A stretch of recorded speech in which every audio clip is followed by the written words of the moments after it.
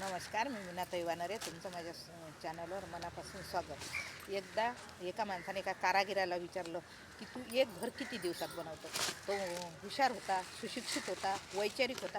तो म्हणे साहेब घर नाही मकान.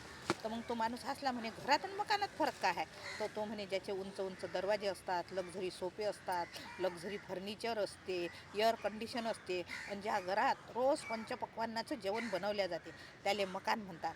आणि घर ते की दिवसभर माणूस बाहेर काबाळ कष्ट करतो, बाहेरच्या संकटाला झेलतो, नफा नुकसान सहन करतो, दुनियाभराचं टेन्शन त्याच्या मागं असते. पण घरी आला आणि उंबरा ओलांडून घरात गेला की त्याला शांतता वाटते, त्याच्या मनाला असं सुकून वाटते, शांतता वाटते. आणि तो असं थोडा वेळ थांबून विचार करू शकतो की बा दुनियातलं कोणतंही संकट मी झेलू शकतो, दुनियाची चार हात करू शकतो.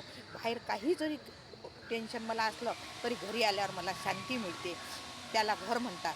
आणि घर हे बनवा लागत नाही. घर हे घरातल्या व्यक्ती बनवतात, कुटुंबातल्या व्यक्ती बनवतात. त्यांचा एकमेकावर प्रेम असते, जिव्हाळा असतो. आणि घर घर कोणीही दुनियातला कोणताही कारागीर बनवू शकत नाही, ते घरातले लोकच घर बनवतात.